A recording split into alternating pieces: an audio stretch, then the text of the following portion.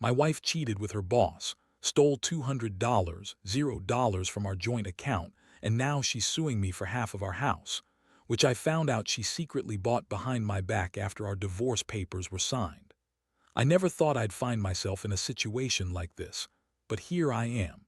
It all started with little things: her disappearing for hours, her phone always locked, and the way she'd get defensive whenever I asked where she was. At first, I thought maybe she was just stressed at work or had some personal stuff going on. But then, I started noticing things that didn't add up. One night, I came home early from a business trip because I had a gut feeling something was off. When I walked into the house, I found her sitting on the couch, makeup smudged, her phone in her hand, and her face flushed like she'd been crying or hiding something. I asked her where she'd been, and she brushed me off, saying she'd just gone out with some friends. But I could see the nervousness in her eyes, the way she avoided my gaze, the way her fingers fidgeted with her phone. A few days later, I decided to do some digging. I knew she was hiding something, and I wasn't about to let her get away with it. I started checking her social media accounts, and that's when I saw it: a series of messages between her and her boss, Mark. The messages weren't just friendly, they were flirtatious, suggestive even. They talked about secret meetings, private dinners, and a lot of late-night texts that made my stomach turn. She told me she was working late or had to stay late at the office. Turns out she was sneaking off to meet Mark. What hit me hardest was the pictures she sent him: flirty selfies, her in sexy outfits, all of it behind my back. I couldn't believe I'd been blind to it all. How long had this been going on? How many nights had she lied to me? I felt a mix of anger, betrayal, and despair. I couldn't sleep that night, replaying everything: the signs I missed, the times she was distant, her weird behavior, and feeling like I'd been played for a fool. She'd always been bitchy, manipulative even, but this was a whole new level. She lied about everything, even about her feelings, all to keep her secret life going with Mark. The next day, I couldn't keep quiet anymore. I printed out those messages, saved the photos, and confronted her when she got home. Her reaction was classic: denial, gaslighting, accusations that I was paranoid or jealous. She told me I was overreacting, that Mark was just a friend, that I was making a big deal out of nothing. But I knew better. The evidence was there, staring me in the face. I felt like I'd been hit by a freight train. My trust was shattered, and I started questioning everything about our life together. That's when the real pain set in. Not just the betrayal, but the realization that I'd been blind to all the signs, that I'd trusted someone who was so willing to lie and cheat behind my back. It's a strange feeling, that mix of heartbreak and rage. I never thought I'd be the guy to get cheated on, especially not by someone I'd loved and trusted for so long. But here I am, trying to figure out what's next, knowing that my world has been turned upside down. After that confrontation, everything changed. I felt like I was walking around in a fog, trying to process what I just uncovered. The more I thought about it, the angrier I got. She kept insisting that Mark was just a work friend, that there was nothing going on, and that I was overreacting because I was jealous. Yeah, right, I knew better. The texts, the photos, her secret meetings, none of it added up to just friends. I could see her lying through her teeth, trying to spin her web of deceit to cover her tracks, but I didn't want to just sit there and take it. I knew I had to do something, so I started digging deeper. I hired a private investigator. I figured if I was going to catch her in a lie, I might as well go all the way. Things moved fast after that. The pie followed her, and within a week I had proof of her meeting Mark at a hotel downtown. She told me she was working late, but the hotel receipts told a different story. She was sneaking out, meeting him late at night, and staying there for hours. I saw pictures of her leaving the hotel with her hair messed up, makeup smudged, looking guilty as hell. That was the moment I knew I couldn't keep pretending everything was fine. I sat her down again, this time with the evidence spread out on the table between us. Her face went pale, and she started to lose her temper. She called me paranoid, crazy, and accused me of invading her privacy. But I didn't care. I told her I knew everything about the affair, the money, even the fact that she'd been stealing from us. That's when she snapped. She started yelling, telling me I was overreacting, that I was controlling, and that she deserved better than a jealous husband who couldn't trust her.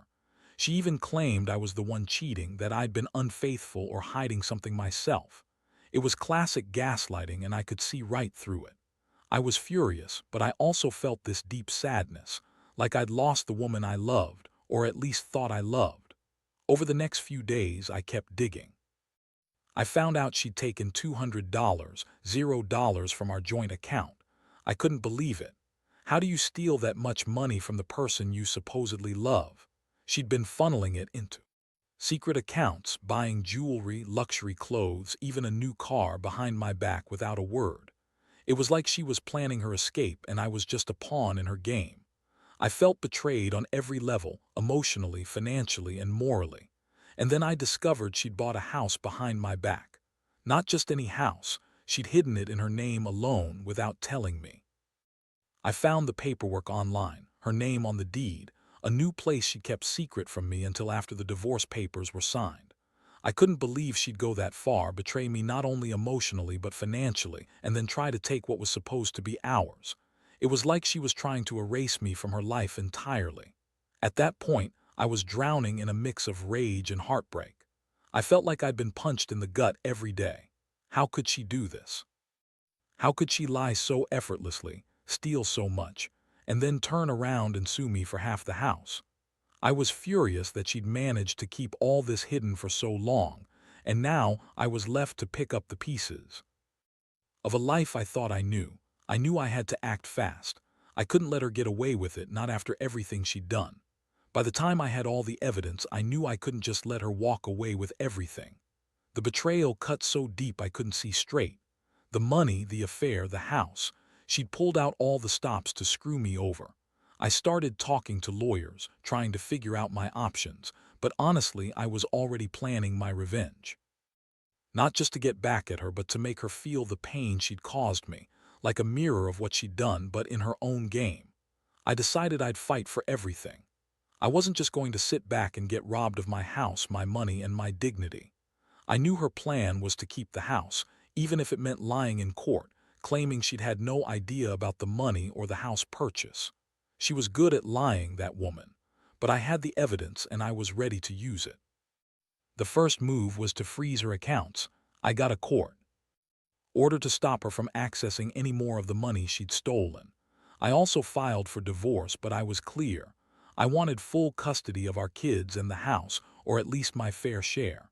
I knew she'd try to spin it, but I had everything documented. The texts, the receipts, the proof of her affair, even the pictures of her sneaking out of the hotel with Mark. I was determined to make sure she couldn't gaslight her way out of this. Meanwhile, she kept up her act, crying, begging, claiming she was sorry, that she'd change. But I knew better. I saw through her fake tears. She'd lied so many times I couldn't believe a word she said anymore. The more she begged, the more I realized she wasn't remorseful. She was just trying to save herself, to keep her new life intact. She was bitchy, manipulative, and selfish, and I was sick of her lies. In the courtroom, I brought all my evidence. The texts, the photos, the bank statements, the property documents. I wanted her to know I wasn't going down without a fight. I played her own game, showing the judge how she'd manipulated everyone, how she'd stolen from us and lied to my face. I could see her squirming under the weight of the truth. She tried to claim I was controlling and jealous, but I had the receipts. I wasn't the one cheating and stealing, she was. One of the biggest shocks came when I found out she was planning to sue me for half the house after the divorce papers were signed. She'd secretly bought that house in her name alone, right behind my back. I was furious. It was like she was trying to wipe me out entirely, her way of saying, "I don't need you anymore." I couldn't believe she'd gone that far. I had the deed, the proof, everything. I knew I had to fight that in court, and I wasn't going to let her get away with it. Throughout all this, I felt a lot of emotions: anger, betrayal, sadness, and a strange sense of liberation. It's crazy how someone you trust can turn out to be the biggest liar and thief. I kept thinking about all the moments I missed, all the signs I ignored, and how she always managed to spin her lies so convincingly. But now I had the truth, and I was determined to use it to get my life back. I knew this wasn't over yet, but I was finally taking control. She might have thought she could cheat her way out of this, but I was ready to fight for what was mine. My house, my money, my dignity. And I wasn't going to let her get away with destroying what little was left of our marriage without paying the price. The battle was just beginning, and I was ready to see it through. The courtroom was a battlefield, and I was determined to win this war. I had everything laid out, every text, every photo, every financial document that proved her deception. She sat there looking smug at first, trying to act like the innocent wife, but I could see the cracks in her facade. The judge was no fool, and once I laid out the evidence, her arrogance started to fade. She tried to deny everything, claiming I was just jealous, paranoid, and that she'd never cheated or stolen a dime. But I had the proof, and I knew she was lying. One of the most shocking moments was when I presented the paperwork of the house she bought behind my back. It was in her name alone in a different city, with a hefty mortgage she'd hidden from me. The judge looked over the documents carefully, and I could see the wheels turning. It was clear she'd been planning her escape for months, buying this house, funneling money into secret accounts, all without my knowledge. I felt a surge of anger. How could she do all this and then turn around to sue me for half our house? It was pure manipulation, and I was determined to expose her. The legal battles dragged on for weeks. She kept trying to spin stories, saying I was controlling, that I was abusing her emotionally, that I'd cheated first. But I had the receipts. I played her game, showing her lies for what they were. I even hired my own private investigator to keep tabs on her so I could catch her in any future lies. Meanwhile, she was losing her grip, her bitchy attitude turning into desperation. I could see it in her eyes. She knew she was losing control. The financial aspect was the most brutal. I managed to freeze her accounts and recover most of the stolen money. It wasn't all, but enough to make her realize she couldn't keep cheating and stealing without consequences. I also filed a motion to prevent her from selling the house she bought behind my back. The judge granted it, ruling that she couldn't transfer or sell the property without my approval. That was the moment I knew I had her cornered. But the biggest blow came when the judge ruled in my favor regarding the house. The court declared that the house she secretly bought was considered part of our marital assets, despite her attempts to hide it. She was furious, screaming, crying, accusing the court of bias. But the truth was clear. She'd lied, cheated, and stolen her way into a new life, and I was finally going to get some justice. I felt a strange mix of relief and emptiness. Justice was being served, but I knew I'd never forget the betrayal. Throughout all this, I realized how much this ordeal had changed me. I wasn't the same man who had trusted her blindly. I'd been naive, too trusting, and I'd let her manipulate me for too long. But now I was stronger, more cautious. I learned that sometimes people you love the most can turn out to be your worst enemies. I also learned that money isn't just about material things. It's about trust, respect, and honesty. When those are gone, everything else crumbles. The aftermath was a mess, but I was finally starting to see some light. I moved out of the house, took back control of my finances, and started rebuilding my life. My wife was left to deal with the fallout, her lies exposed, her plans thwarted, and her reputation damaged. I don't wish her harm, but I do wish she'd been honest from the start. Because I learned that when someone betrays you that deeply, the only way to heal is to fight for what's right and never let them get away with it. I hope this serves as a warning. Trust is fragile, and if you don't keep an eye on the people closest to you, they might just ruin everything you've built. After the court's decision, I felt like I could finally breathe again, but the scars of everything she'd done ran deep. The house was now legally mine, despite her sneaky attempts to claim it. The money she stole was mostly recovered. But the damage to my trust and my heart was something I knew wouldn't heal overnight. I had to face the reality that I'd been played, manipulated, and betrayed in ways I never thought possible. Still, I was relieved that I managed to fight back, to reclaim some semblance of control. In the months that followed, I focused on rebuilding my life. I got a new job, moved into a smaller apartment, and started therapy to deal with the emotional fallout. I couldn't shake the feeling of betrayal, how she lied, cheated, and even bought a house behind my back. Each of those things felt like a punch to the gut. But I also realized something else. I'd learned a lot about myself. I was stronger than I thought, capable of fighting for what's right, even when it feels like everything's falling apart. The most surprising part of this whole nightmare was how much I learned about her true character.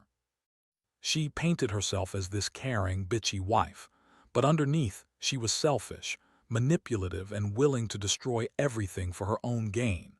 The way she lied, stole, and tried to cheat her way out of everything showed me she had no boundaries, no loyalty, no remorse. That realization was bitter, but it was also freeing. I finally saw her for who she really was, not the person I thought I knew. I also had to deal with her ongoing legal attempts to get a share of the house. She kept trying to appeal the court's ruling, claiming she was entitled to half of everything because she'd contributed to the marriage. But I had the evidence to prove she'd been secretly buying property, stealing money, and lying about her whereabouts. Every time she tried to challenge the court, I fought back harder, knowing I had the truth on my side. It was exhausting, but I refused to let her win. Throughout all these battles, I kept asking myself, why did she do it? Why was she so willing to betray everything we had? The only explanation I could come up with was greed and a sense of entitlement. She thought she could get away with everything, that she could lie, cheat, and steal, and I'd never find out. But she underestimated me. I was determined not to be the victim anymore. I wanted her to see that her actions had consequences, big ones. Looking back, I realize I've grown a lot from this experience. I've become more cautious, more aware of the people around me. I understand now that trust is earned, not given blindly. And I've learned that even when someone appears to be they can turn out to be your biggest enemy. It's a hard lesson, but it's one that's made me more resilient. I don't regret standing up for myself, fighting for what's right, or exposing her lies. If anything, I wish I'd seen her true nature sooner. Maybe then, I wouldn't have wasted so much time and energy on a relationship built on lies. Now I'm slowly rebuilding my life, piece by piece. I'm focusing on my kids, my career, and my own happiness.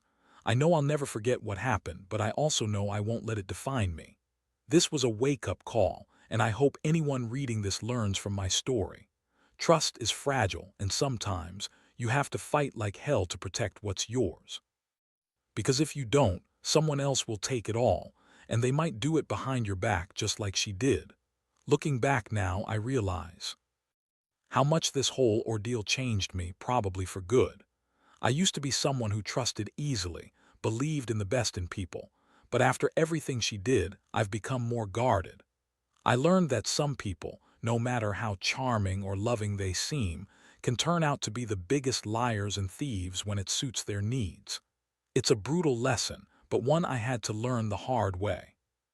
What sticks with me the most is how betrayed I felt, not just by her actions, but by the fact that I was blind to it for so long. I kept making excuses, ignoring the signs, trusting her words more than my own instincts. Now I see that being naive is dangerous. You have to stay vigilant, especially when it comes to money and the people closest to you. Because if you don't, they'll take everything, your trust, your money, your happiness, and leave you with nothing but broken pieces. The financial betrayal hit hardest. Stealing $200, $0 from our joint account wasn't just about the money, it was about the trust. She thought she could just take what she wanted and walk away, leaving me to pick up the mess. The fact that she bought a house behind my back in her name alone was like her final punch.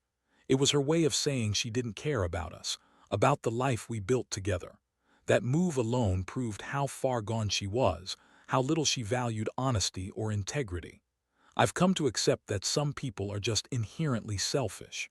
And no matter how much love or effort you put in, if they're determined to betray you, they will. The key is to recognize the warning signs early and to stand up for yourself before it's too late. I've also learned that revenge isn't about hurting her back. It's about reclaiming your life and dignity. I fought for my rights, my money, and my peace of mind, and in doing so, I found a new sense of strength I didn't know I had. Now I'm focusing on healing. It's not easy, and I still have moments where I feel the sting of betrayal, but I refuse to let her destroy my future. I've learned to trust myself again, to be cautious but not paranoid. Most importantly, I've learned that you can't control other people's actions, only how. You respond to them. I hope my story serves as a warning. Don't ignore the red flags, don't be naive about who's truly in your corner, and never let someone's lies go unchecked. This whole experience has taught me that justice isn't just about court rulings or money. It's about reclaiming your life after someone tries to take everything from you. I've lost a lot, but I've gained clarity. I now know what I deserve, and I'll never settle for less again. If there's one thing I want anyone reading this to take away, it's this. Trust must be earned, and if someone shows you they're willing to betray that trust, cut your losses early. Because in the end, the only person who truly has your back is yourself.